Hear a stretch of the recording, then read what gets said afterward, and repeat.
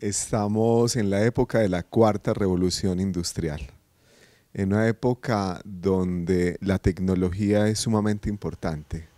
Sin embargo, nos preguntamos si las formas de enseñar y las formas de aprender son acordes a la realidad tecnológica, a los niveles de información, a esta revolución tan importante denominada Cuarta Revolución Industrial. Y hoy en Conscientemente Plus, con Sol Marina Pineda y con Gabriel Henao, nos vamos a preguntar cuáles son las mejores formas de aprender y de enseñar acorde a las necesidades del siglo XXI. Quédate con nosotros.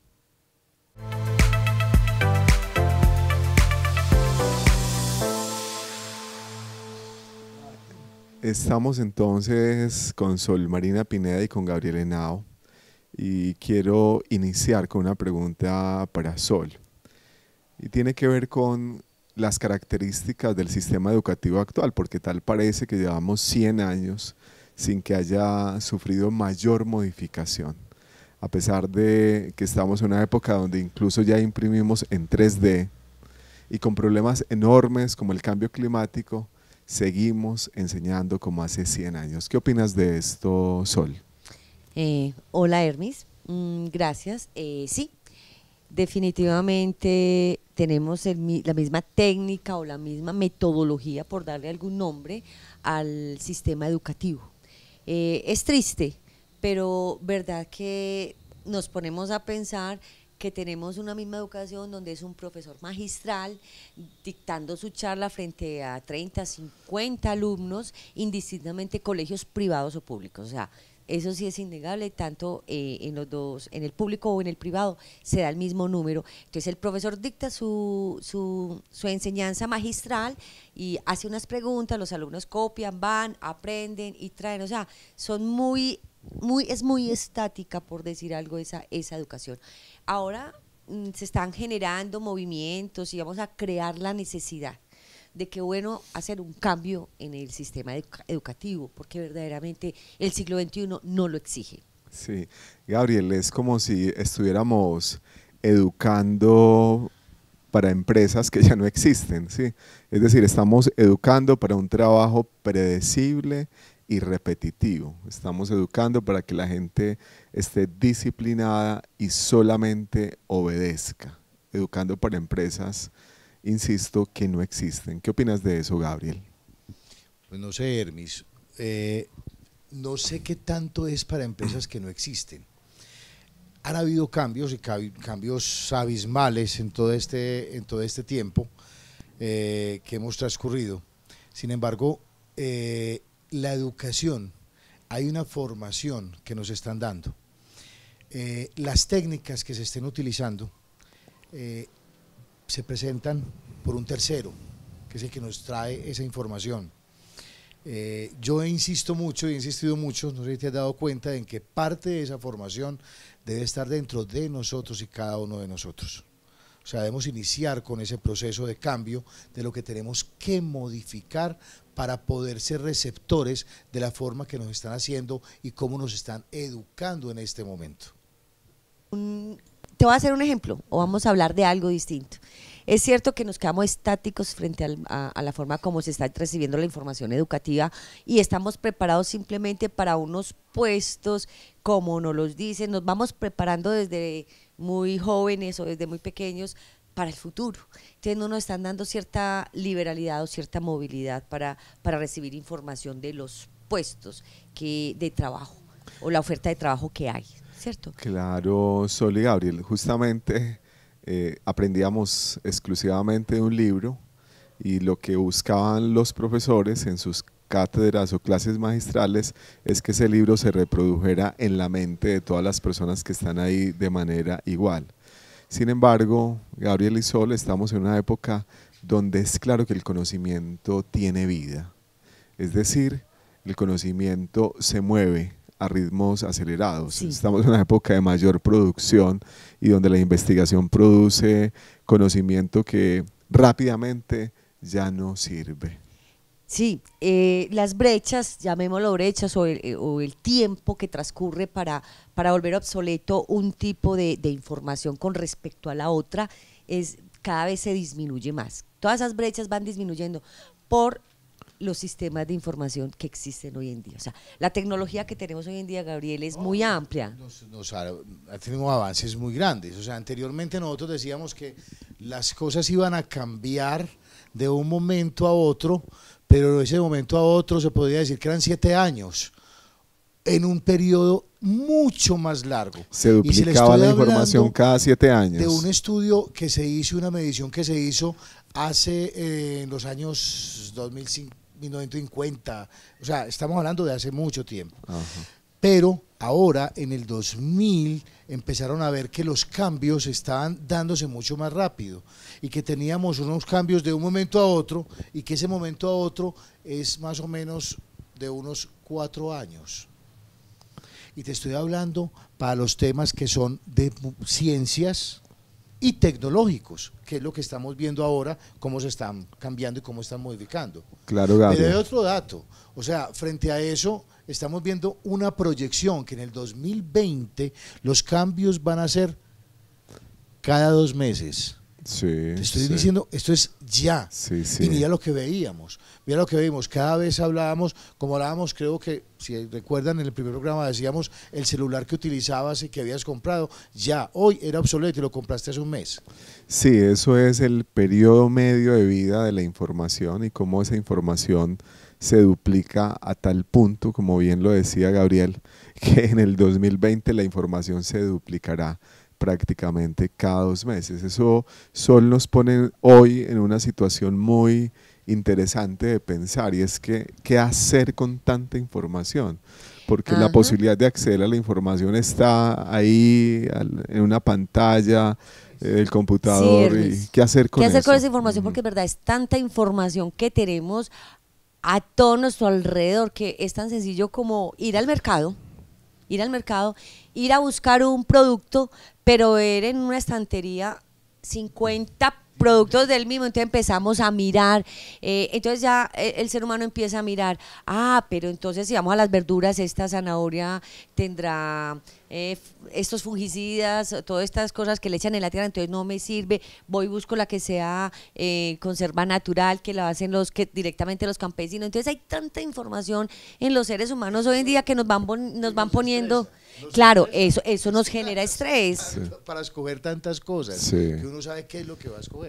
Correcto, entonces nos genera un nivel de estrés, tanta información, y no sabemos cómo abordarla, que tenemos que empezar a pensar y a decantar qué vamos a hacer realmente, porque como pasa en el supermercado, pasa con toda la información que necesitamos para educarnos y para afrontar este siglo XXI. Sí, justamente se llama la paradoja de la elección, y es que ante la multiplicidad de opciones se hace muy difícil la elección, ¿sí? Total, entonces, ante esa claridad de tanta información, es que posiblemente, Sol y Gabriel, no sé qué opinan ustedes, se hace tan importante ciertas habilidades socioemocionales, porque la producción de información, digamos, ya no es el problema, sino qué hacer con esa información, y ahí es donde se requiere, por ejemplo, capacidades como el pensamiento crítico, la colaboración, la creatividad, la comunicación. ¿Cierto? Sí, porque como nos genera nos vulneramos frente a tanta información,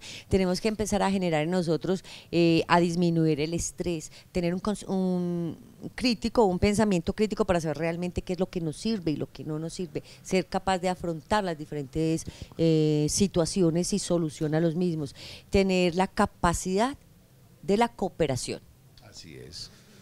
Cada una de esas, sí, como decían, un estudio grande que se hizo a nivel internacional, pues estamos hablando de países europeos, occidentales, occidentales desarrollados, donde nos están hablando de esas habilidades y esas capacidades que estabas diciendo, Hermis, que se resumieron en esas 4, como dice lo que decía Sol. Fueron reduciendo para hacerlas más fácil a trabajar, entonces las dejaron en 4 capacidades más importantes. Correcto. Y me parece importante recalcarlo en este programa, Hermis, porque eso es algo de cada uno.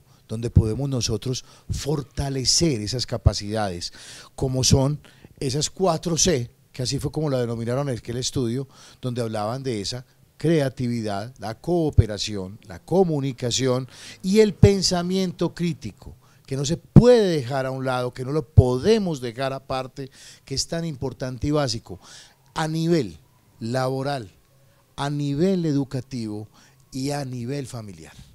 Sí, y justamente, Sol, se hace necesario aprender a aprender, ¿cierto? Con nuevas metodologías de aprendizaje que no pueden ser ya esas pasivas. Ya hoy en día estamos hablando de aprendizaje activo. Y hay una cosa muy curiosa, Sol, y es que el aprendizaje, el modelo del aprendizaje activo es el más antiguo, es el modelo Es socrático. hermoso, claro, la mayéutica.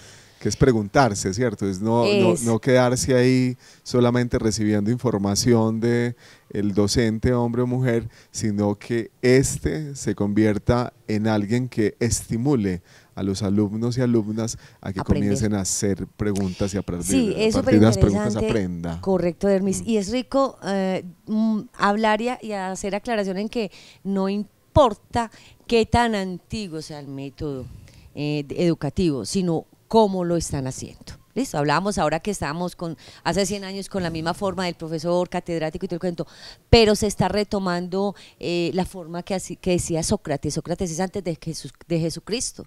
Entonces Sócrates hablaba de que al alumno había que entusiasmarlo, o sea, darle la situación. Para que redescubra, ¿cierto? Para que busque la solución, para que se haga... Sí.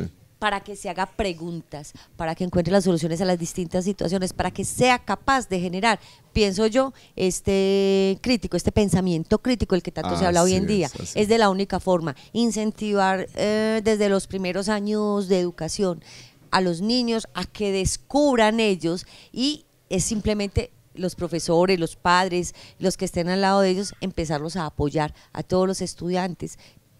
Necesitamos también sistemas como sistemas prácticos, activos, de aprender, y también, Hermis, a veces tenemos que desaprender situaciones que no nos sirven para nada. Lo más importante en esta época es aprender, y justamente hay que desaprender, Gabriel, las formas de aprender, porque las investigaciones nos dicen que justamente el aprendizaje activo facilita en un 50% la posibilidad de aprobar un curso.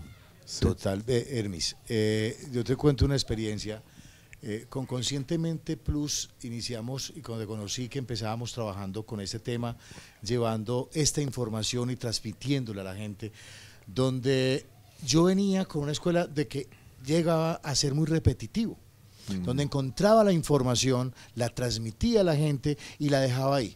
O sea, dejar como esa clase magistral que estabas diciendo ahora. Cuando llegaste, Hermis, empecé a ver que la parte lúdica es muy importante, esa parte activa que estás diciendo, esa forma de cómo se transmite, pero que cada uno lo vivencie, para que lo interiorice y aprenda directamente conociendo y experimentando diferentes situaciones.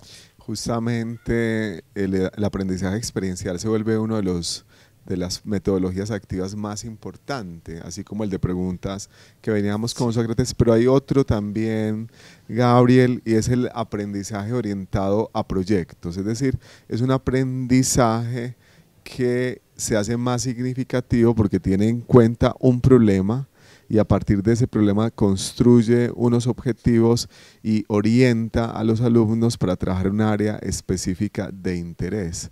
Y ya no busca entonces que se aprenda de todo de una, como en la época antigua donde digamos era un aprendizaje enciclopédico, sino que hoy la propuesta es que aprendamos a partir de preguntas que construyan proyectos. Sí, así es. Y sabes que ahí, de esa forma de construcción de proyectos, le da la capacidad a las personas y a los estudiantes de trabajar una de esas habilidades que es tan importante y básica, como es la cooperación. Es trabajar en equipo, es a proyectarse entre todos, entre varios, para poder llegar y alcanzar algo. Y adicional, puede ser un tema como el de la comunicación. Claro, Sol, y en estas nuevas formas de aprendizaje hay algo maravilloso y es que se propone resignificar el fracaso. Oh, sí. ¿Cierto? Que el fracaso sea productivo, porque yo me acuerdo, Sol, nosotros ya estamos viejitos, viejitas, estaba prohibido fracasar Sí. en el sistema educativo tradicional, ¿sí? Uno se angustiaba terriblemente, en cambio acá la idea es que entendamos el fracaso como un proceso natural Normal. y lo integremos al proceso de aprendizaje de tal manera que algo podamos sacar Eso de es eso. tan interesante, Hermis. Mira, ¿quién aprende más si no de los fracasos?